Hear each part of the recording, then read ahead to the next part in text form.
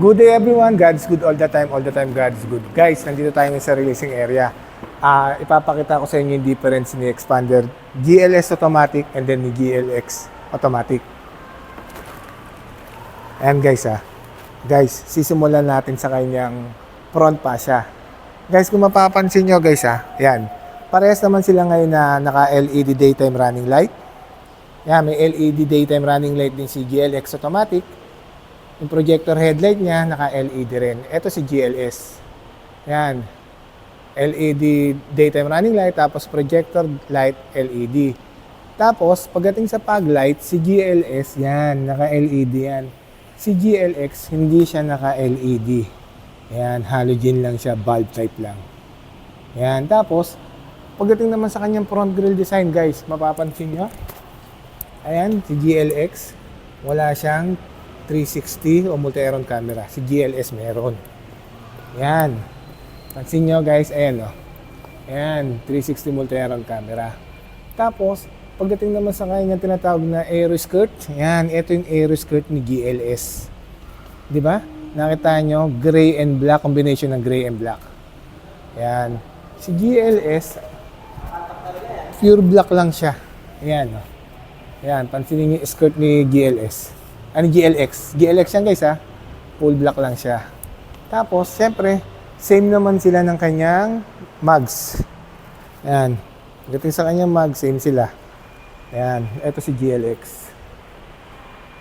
Tapos guys, ang difference nila siyempre, si GLS, yan, meron siyang keyless operating system.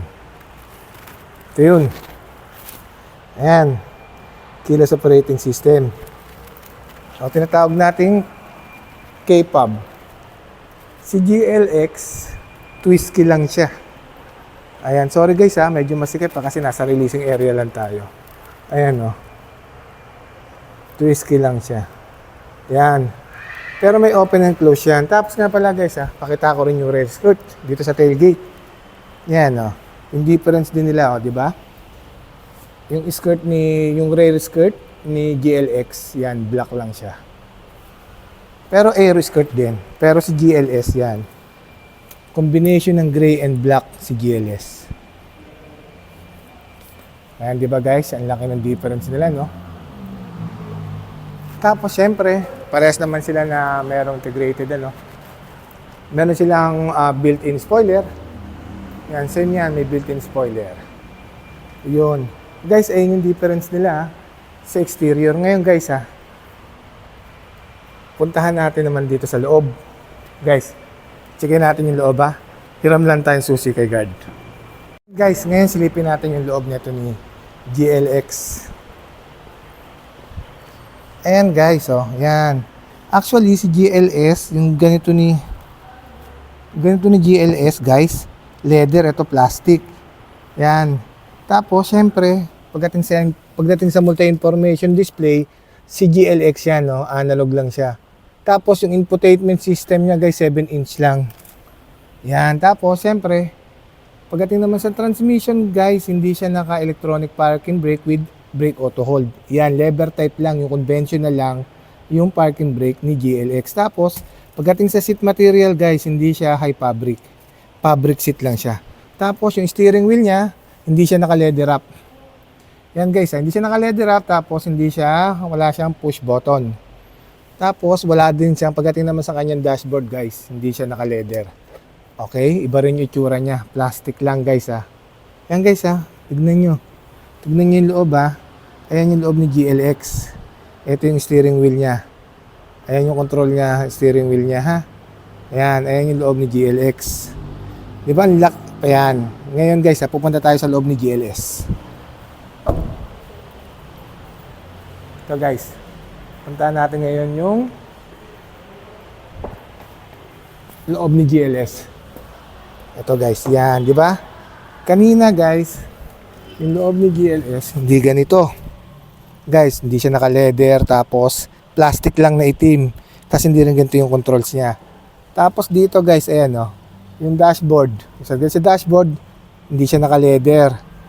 Ayan, tapos guys, yung steering wheel, Steering wheel ni GLS guys, ito, di ba? 3-spoke leather wrap yan, steering wheel. Tapos, guys, yung multi-information display, naka-digital na. Yan guys naka-digital. Tapos, pagdating sa infotainment system, naka 10 inches yan, wireless, Apple CarPlay. Tapos, Android Auto. Naka 360 camera. Yan. Tapos, pagdating sa aircon system, guys, ayan, dual zone auto climate control. Yan. Yun kasi single zone lang yun. Tapos, ito guys, ito kasi si GLS naka-electric parking brake with brake auto hold. Ayan with brake auto hold dyan. Tapos, yan, nakita niyo yung loob yan. Tapos may cup holder dito na dalawa, si GLX wala. Walang cup holder. Pero may center armrest din. Wala palang center armrest si GLX. Tapos pagdating sa seat material guys, ayan, di ba? Ayan yung seat material, high fabric to seat material. Yan guys pinakita ko sa inyo yung loob ni GLS automatic. Yan yan yung loob ni GLS automatic. Ito yung loob ni GLX automatic. Yan yun. Okay, nakita nyo pati yung center armrest, lahat magkakaiba. Yung control, steering wheel, dashboard, infotainment system, tapos twist key siya. Yan guys, ito yung loob ni GLX. Yan yung loob ni GLX. Yan guys tapos ito yung loob ni GLS. Nakita nyo guys yan. Nakita nyo yung difference. Tapos guys, pagdating naman sa yan. Pero yan guys si GLX kasi siya lang yung may color black. Pagdating kay GLS, pagdating kay Expander Cross, walang color black. Yun yung advantage and disadvantage kapag kay GLS. Kasi kapag gusto mo ng color black, si GLX lang meron nun. Yan, ito naman si GLS guys. Yan. Actually kay GLX, lahat ng color available kay GLX wala lang siya white. Yan. Guys, pati yung silver na color, available din kay GLX yun. Kay GLS wala rin siyang white, wala rin siyang silver. Ang available lang kay GLS gray, graphite gray, green bronze, tapos ito nga red metallic, tapos yung quartz white pearl. Yun na available kay GLS.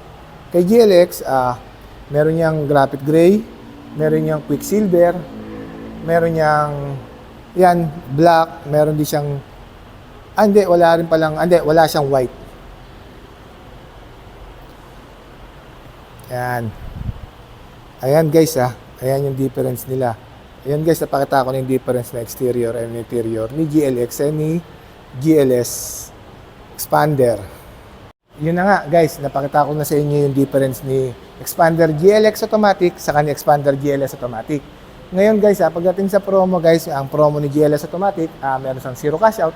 Si GLX naman guys, meron siyang 20,000 cash out. All in na yung 1 year comprehensive insurance, 3 years LTO and shuttle mortgage. Pagdating naman sa previous guys, visor, deep dish matting, dashcam, car cover, full tank, kaya natin ibigay yun guys. Guys, nandiyan yung name ko, nandiyan yung number ko guys. Feel free to inquire guys. Guys, patulong naman, pa-subscribe and pa-follow and pa-share nung YouTube channel natin. Once again, my name is Winfred D. Puspos, ang lagi nagkasabing anumang hirap ang pagdaanan natin dito sa mundo, mananatiling mabuti ang Diyos.